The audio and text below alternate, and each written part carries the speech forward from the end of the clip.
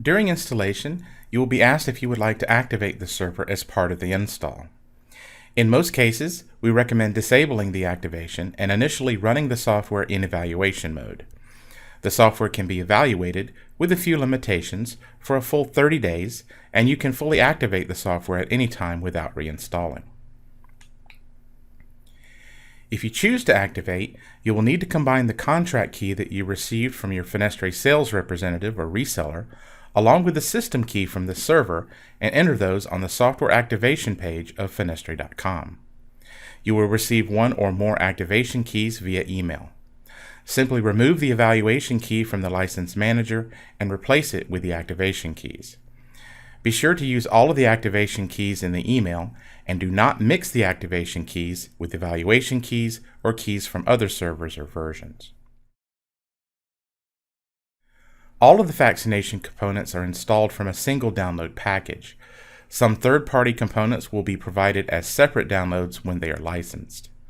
To begin a single server standalone installation, log into the server with the Faxination service account and run the setup. If you wish to bypass the opening menu, you can launch the setup directly from the FFS 2016 folder. The typical option installs the most common connectors and automates the installation process as much as possible. The advanced option is for installing remote hosts or devices, load balancing, or when you just want full control over the installation process. You can activate the product during installation or uncheck to install in a 30-day evaluation mode. You can also choose the destination folder.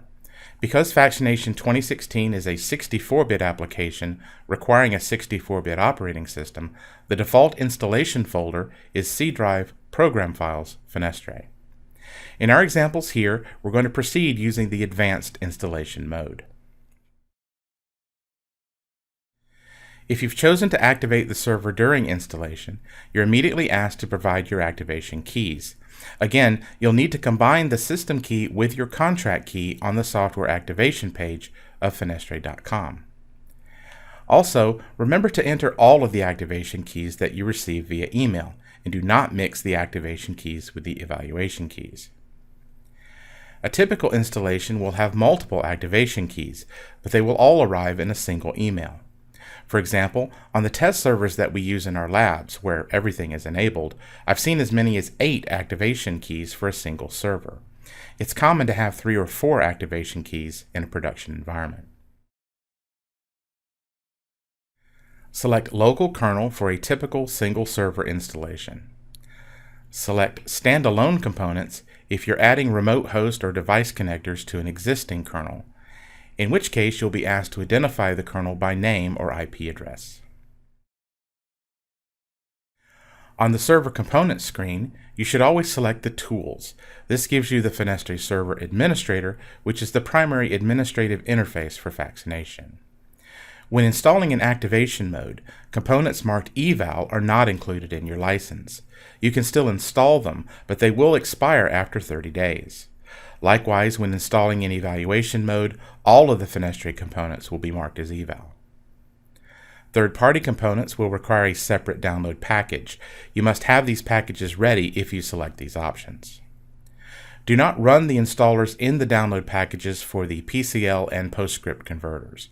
They must be launched from the Faxination installer to be installed properly. The next screen is Host Components. It's recommended that you only install the components that you have licensed or will be actively evaluating. Note that you can easily add and remove components at any time just by running the installation program again. It doesn't require you to uninstall and reinstall the software. The same goes for the Device Components screen.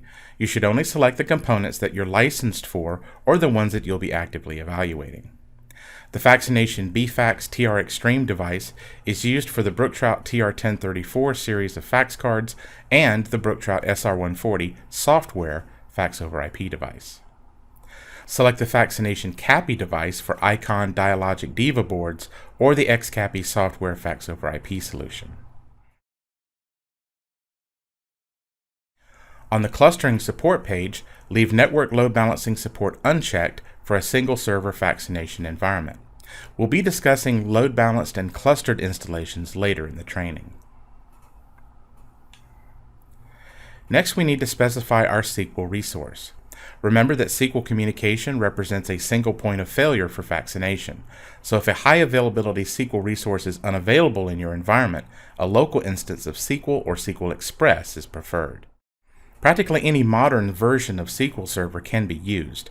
SQL Express 2014 SP1 is included in the Faxination 2016 distribution. For Brook Trout TR1034 cards, the Windows driver and the Brook Trout SDK are installed as part of the Faxination BFax TR Extreme device connector. The line type and channel count are auto-detected, and the cards work out of the box in most cases.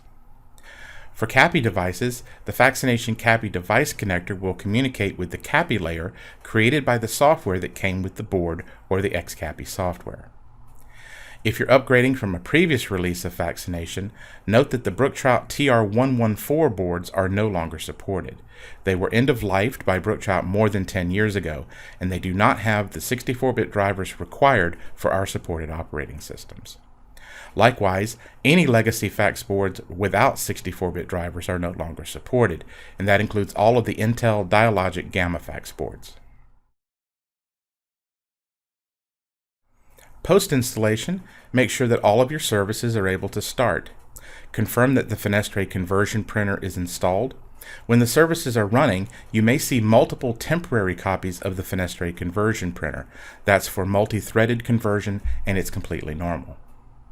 You'll need to create number substitution rules to correct outbound fax numbers for your local dialing rules. If you have more than one fax device or remote fax devices, you'll need to configure outbound service routing so that the appropriate device is used for least cost routing. If your previous Faxination environment used extended custom routing and you wish to continue to use it, you'll need to duplicate your ECR rules via the Faxination Management Portal. ECR is a deprecated feature and should not be used for new installations. If you've licensed the optical character recognition module, you'll need to install and activate the ABI software. And finally, you'll need to select your document conversion engine options using the VBS scripts in the Fenestre kernel folder.